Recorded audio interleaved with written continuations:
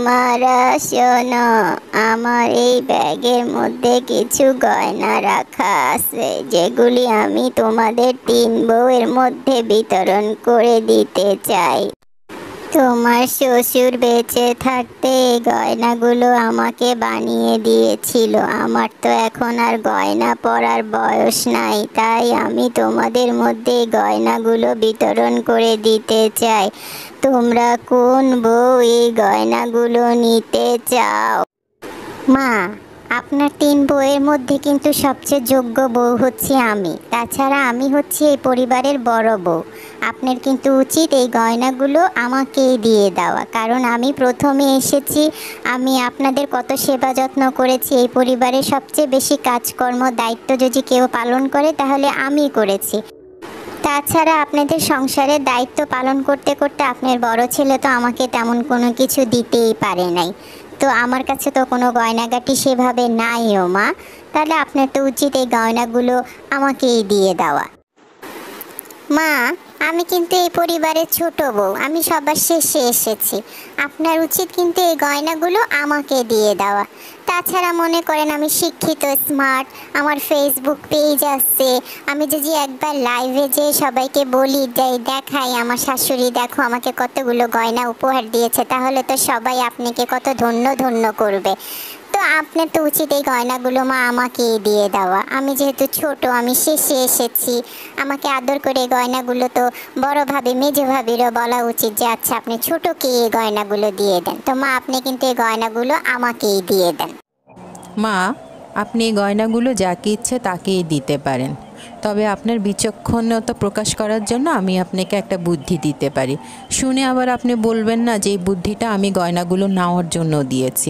আমি শুধুমাত্র আপনার বিচক্ষণতা প্রকাশ করার জন্য এই গয়নাগুলো উপযুক্ত মানুষের কাছে যাওয়া উচিত। বুদ্ধিটা হলো, মা যেহেতু বড় ভাবি এই সংসারে প্রথম এসেছে, বড় ভাবি আপনার অনেক সেবা যত্ন করেছে, বড় ভাইয়া আপনি সংসারে অনেক দায়িত্ব পালন করেছে, সেজন্য বড় ভাবি চাচ্ছে গয়নাগুলো বড় ভাবিকে দিন। ছোটটা অনেক স্মার্ট, শিক্ষিত, তার ফেসবুক আইডি আছে, সে আপনাকে লাইভে একেবারে সুন্দর করে ফলো আপ করলে সবাই আপনার অনেক প্রশংসা করবে, সেজন্য সে চাচ্ছে গয়নাগুলো আপনি তাকে দেন। কিন্তু আমি বলবো যে মা, আপনি আপনার বিচক্ষণতা প্রকাশ করেন। নীরব দান হচ্ছে বড় দান। যে আপনি দান করলেন টের পেল না, তো সেই হিসাবে মা আপনি গয়নাগুলো আমার মনে হয় আমাকেই দেওয়া উচিত। এবার বাকিটা হচ্ছে আপনি বুদ্ধিমান, আপনি যেটা সিদ্ধান্ত নেন আমরা সেটাই মেনে নিব।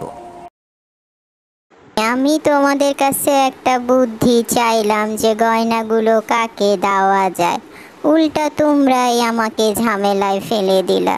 তোমরা যেভাবে কথা বলতেছো, আমি কাকে দিব? কি বড় বউকে দিব, না ছোট বউকে দিব, না মেজো বউকে দিব? আমি তো কোনো কিছুই বুঝে উঠতে পারছি না। আচ্ছা দাঁড়াও, আমার মাথায় একটা বুদ্ধি এসেছে। আমি তোমাদের 3 বউয়ের মাঝে কিছু প্রতিযোগিতা করব। প্রতিযোগিতায় যেই বউ বিজয়ী হবে, আমি আমার গয়নাগুলো আমার যোগ্য বউ হিসাবে তারই দিব। কি মজা হবে মা, আপনি একেবারে দারুণ একটা বুদ্ধি বের করেছেন। প্রতিযোগিতার মধ্যে যে বিজয়ী হবে সেই পুরস্কার পাবে, তখন অবশ্য কারো মনে কোনো কষ্ট থাকবে না। আচ্ছা মা, আপনি এক কাজ করেন, এত প্রতিযোগিতা করার কোনো প্রয়োজন নাই। আপনি বরঞ্চ বড় ভাবি বা ছোটোর মধ্যে এই গয়নাগুলো যে কাউকে দিয়ে দেন। আমি জানি আপনি জানেন আপনার পরিবারের সবচেয়ে বুদ্ধিমান বউকে, তারপরেও যেহেতু আপনি যদি এককভাবে তাকে দিয়ে দেন তাহলে সবাই আপনাকে স্বৈরাচার বলবে। এই জন্য আপনি গণতন্ত্র বজায় রাখার জন্য প্রতিযোগিতার মাধ্যমে নির্বাচন করতে চাচ্ছেন। তবে আমার কোনো অসুবিধা নাই মা, আমি নীরবেই সরে গেলাম।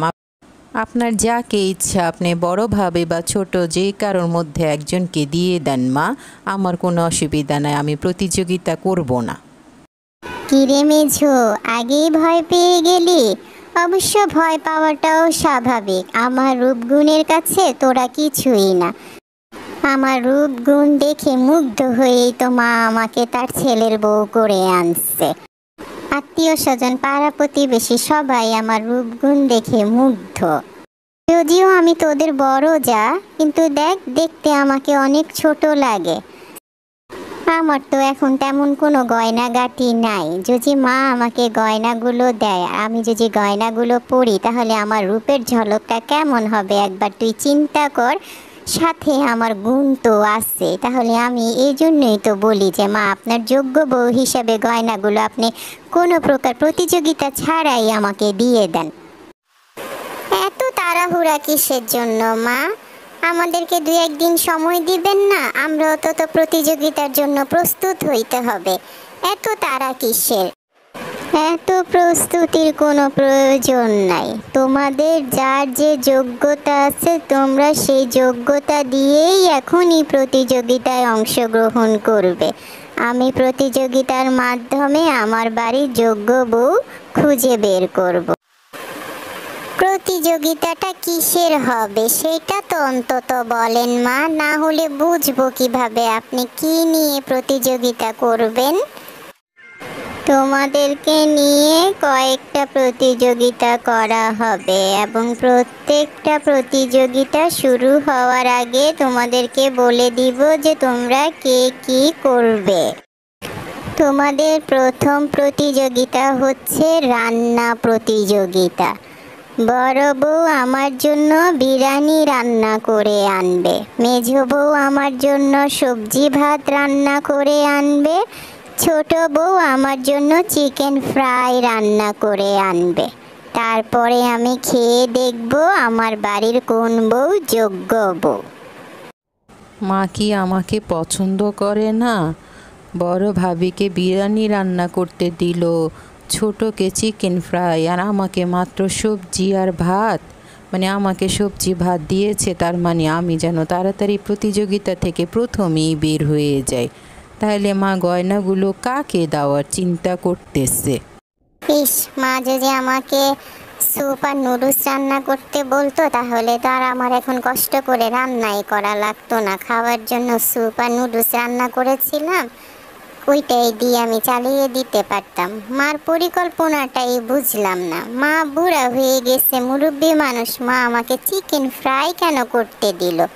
এত শক্ত খাবার মা কি খেতে পারবে? নাকি এটা মার চালাকি? মা আমাকে প্রতিযোগিতা থেকে সবার আগে বাদ দিয়ে দিতে চাইতেছে। ঠিক আছে, মা যদি 1 চালাক হয়, আমি ছোট বউ, আমিও 100 চালাক। অন্য 2 বউরে কিভাবে প্রতিযোগিতা থেকে বের করতে হয় এটা আমার থেকে ভালো আর কে জানে।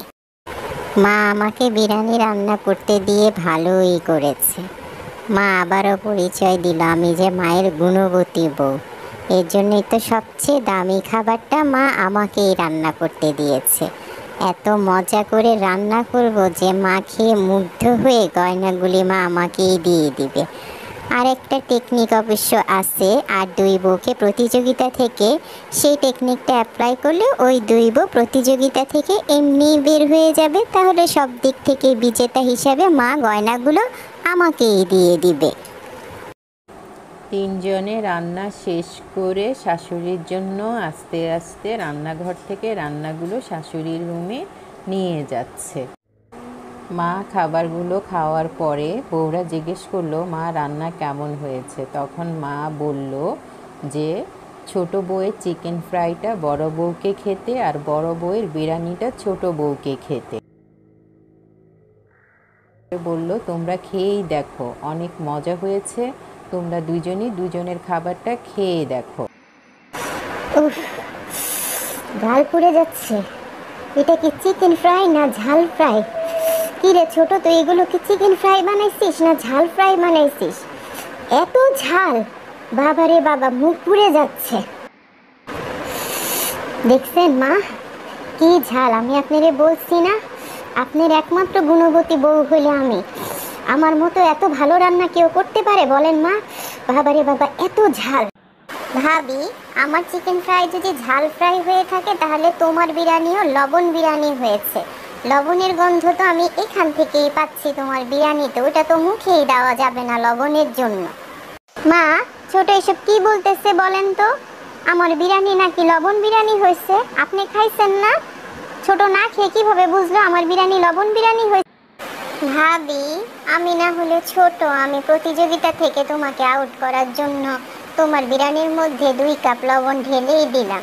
তুমি বড় হইয়া এই জন্য আমারে প্রতিযোগিতা থেকে আউট করার জন্য আমার ফ্রাইয়ের মধ্যে ঝাল দিয়ে দিলা।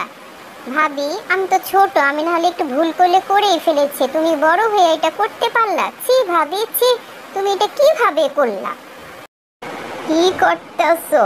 থামো, তোমরা থামো।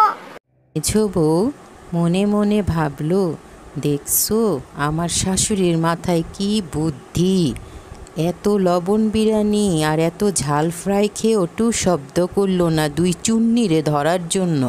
কিভাবে কৌশলে 2 চুন্নি ধরে ফেললো, কেউ টেরও পেল না। এবার তো তোমাদের কারো কোনো দ্বিমত নাই যে আমার বাড়ির যোগ্য বউ মেঝো বউ। সে প্রতিযোগিতায় জেতার জন্য কোনো অসৎ উপায় অবলম্বন করে নাই। আমার বাড়ির যোগ্য বউ মেঝো বই, সে কোনো অসৎ উপায় অবলম্বন করে নাই। বউরা মনে রাখবে, প্রতিযোগিতায় জিতো বা হারো তাতে কোনো অসুবিধা নাই, কিন্তু কখনো কোনো অসৎ উপায় অবলম্বন করবে না। বড় বউ আর ছোট বউ প্রতিযোগিতায় অসৎ উপায় অবলম্বন করার জন্য দুইজনই প্রতিযোগিতা থেকে বাতিল হয়ে গেছো, তাই আর কোনো প্রতিযোগিতা করার কোনো প্রয়োজন নাই।